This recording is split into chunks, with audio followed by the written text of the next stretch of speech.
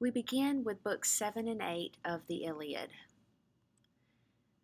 As Book 7 opens up, Hector and Paris have rushed back to the battlefield, and Hector is encouraged to challenge an Achaean to a duel. As they are doing this, Menelaus accepts but is dissuaded since Hector is a far superior warrior. He is actually discouraged from doing this by his brother Agamemnon, who says, "Why not let us choose someone who would be a much better match for Hector?" However, there is not anyone who readily steps up, because keep in mind, we are in the 10th and final year of the war, and everybody is tired and ready to quit fighting. As they are doing this, the Greeks are chastised for not eagerly accepting, and have been chastised by Nestor. He is continually giving speeches to the Greeks and warns them about being labeled as cowards. And Nestor feels that he can do this because he is someone who has been fighting for a long time. He is not currently fighting in this battle, but he is basically a retired soldier. So he feels that he has a leg to stand on in this matter. Because no one will accept this duel, lots are then cast, and the Telamonian Ajax, or also known as the greater Ajax, has stepped up, and he will be the one that will go and fight Hector. Nestor also suggests in his comments that a truce is called in order for all of the men to bury their dead. And this allows us to have a great insight to this code of honor by which the warriors live by. And this code of honor is basically an unspoken, unwritten set of rules by which all of the warriors live.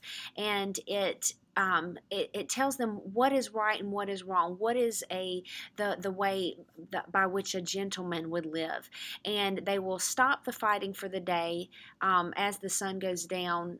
Each side will retire to their own camp, and they will take care of necessary business. And this is a total different mindset or concept from what we as a society are used to today, because we fight through darkness. We fight by in covert manners, and that's the accepted way of the military. But that is not the way in which these soldiers would have fought.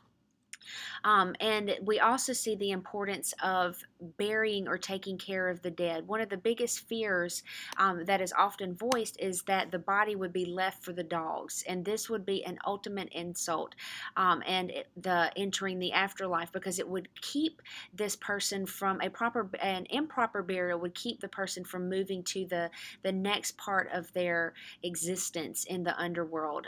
They would not be able to go into the correct place. Some of the Trojans have suggested, and this is mainly Antenor, has suggested that Helen be given back so that the fighting can stop, because that is basically the crux of the war. However, Paris is willing to offer any treasure except Helen. He will do whatever, but he will not give her back. At this time, the Achaeans, or the Greeks, decide that they are going to build a wall around their camp. Because they do this, and they do not make the proper sacrifices, ask for the proper permissions, Poseidon becomes angry.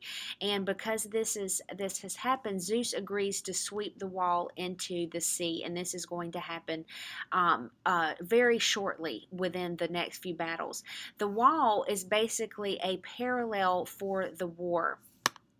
The Trojans have asked the gods' blessing when they built the wall, but did not compensate for their trouble. Poseidon then sides with the Greeks, and he thinks he should also be given compensation, but that is not to be so. So as this war is being built, or this wall is being built, it is a continual struggle and powerful going back and forth on both sides, just as the war is as a whole. In Book 8, there is Zeus's warning to all of the immortals. There are dire consequences that will be faced to any immortal who attempts to aid the Trojans or the Greeks. And keep in mind, these warnings are to be taken very seriously, because being an immortal, they cannot die. They are not subjected to regular death. However, their punishment can be so intense and so severe that they wish that they were dead, and not going or following through on an oath or promise is subject for consequences and punishment. Athena decides that she will give advice without, quote, helping, and the immortals watch basically the battle proceed, and they are going to, it will not be long before they get back involved.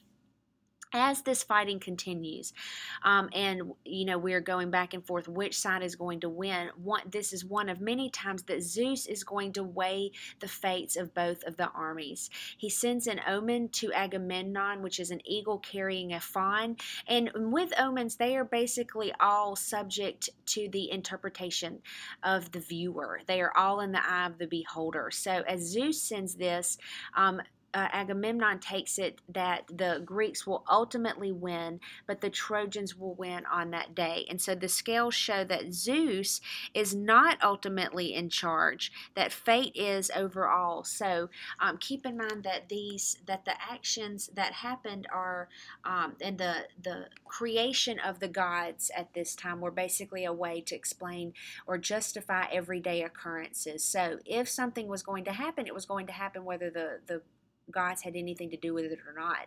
So that was a way to say that fate trumped the immortals, was a way to explain things that could not be explained, or to justify certain actions that were going to happen in life and could not be controlled. In Book 8, Athena and Hera plan to aid the Greeks. However, Zeus intervenes, and the Trojans plan to attack the Achaean wall. They keep watch all night. Hector has them build fires, and they wait and keep watch for dawn for the fight to resume. And again, this is part of that code of honor. They are going to stop fighting for the night. No one will go back on their word, and then they will continue once the sun comes up.